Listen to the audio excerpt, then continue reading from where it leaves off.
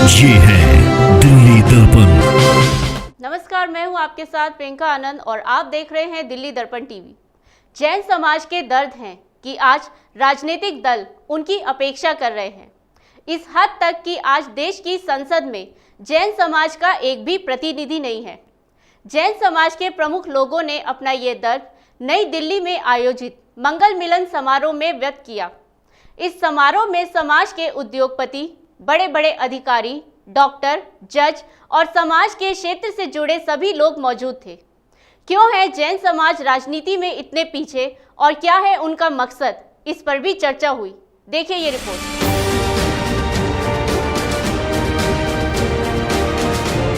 स्वतंत्र भारत के इतिहास में ये पहली बार है कि लोकसभा के अंदर हमारा एक भी प्रतिनिधि नहीं है।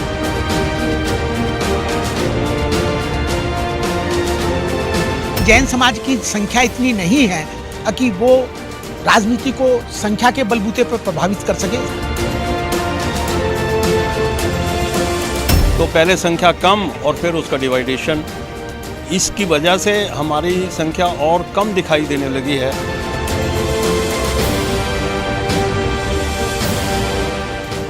देश भर में जैन समाज यूं तो कामयाब कारोबारी के रूप में पहचाना जाता है, लेकिन अब इस समाज के लोग प्रशासनिक सेवाओं में भी बड़ी संख्या में पद और प्रतिष्ठा हासिल कर रहे हैं। लेकिन इस सब के बावजूद इस समाज का ये दर्द भी है कि राजनीति में वो पिछड़ रहा है, इस हद तक कि आज देश की संसद में जैन समाज का एक भी प्रतिनिधि नहीं है। जैन समाज का ये दर्द नई दिल्ली में मंगल जैन महासभा द्वारा आयोजित मंगल मिलन समारोह में सामने आया। अणुव्रत भवन में आयोजित इस समारोह में यूपीएससी में टॉप करने वाले छात्र छात्राओं का सम्मान भी हुआ, तो उन्हें समाज के बड़े बड़े अधिकारियों ने सफलता के मंत्र भी दिए। लेकिन चर्चा इस पर भी हुई कि आज राजनीति में अपने हक और हिस्सेदारी को हासिल करने का मंत्र क्या है। कार्यक्रम के संयोजक और कांग्रेस के नेता और जैन महासभा के महासचिव प्रोफेसर रतन जैन ने खुलकर कहा कि हमें दलगत भावनाओं से अलग समाज का हित सर्वोपरि रखना होगा। हिमाचल के अंदर, उत्तर प्रदेश के अंदर, पंजाब के अंदर एक भी जैन एमएलए नहीं है।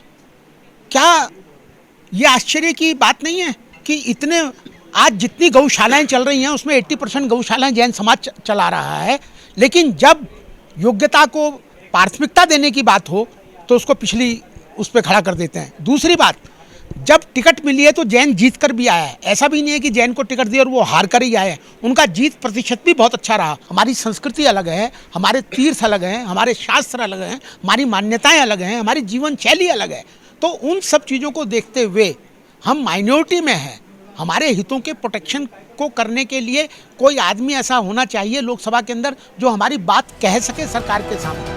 जैन महासभा की इस सभा में राजनीतिक दलों को ये चेतावनी दी गई कि वो इस समाज के संख्या बल को ना देखें, बल्कि उनकी योग्यता, समाज और राष्ट्र में उनके योगदान को देखें। यदि ऐसा नहीं हुआ तो उनके पास और भी रास्ते हैं।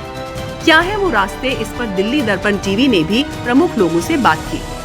वही हम अपने स्थान को प्राप्त करें, एकजुट हों, अपनी वित्तीय शक्ति को ही नहीं अपनी संख्या को भी पहचाने। संसद जो है पूरे भारत की एक सर्वोच्च पंचायत है, उस पंचायत में हमारा प्रतिनिधि अगर हो तो स्वाभाविक रूप से उसका नाम भी लिस्ट में शामिल होगा। जैन कम्युनिटी को लोग पहचानेंगे कि हाँ, इस भारत के अंदर कोई जैन भी रहते हैं। देश की सबसे बड़ी पंचायत संसद में जैन समाज का एक भी सांसद ना होना सभी को हैरत में डालने वाला विषय लगा। सभी ने महसूस किया कि अब इस पर समाज को संजीदा होना होगा। उनके भी अपने मुद्दे हैं, ऐसे मामले हैं जिनकी आवाज सरकार और संसद में उठानी चाहिए, और ये तभी हो सकता है जब इसके लिए समाज अपने पथ और संघ से प्रेरित सामूहिक रूप से इस मुद्दे पर एक होकर संघर्ष करे। काव्य बजाज, दिल्ली दर्पण टीवी।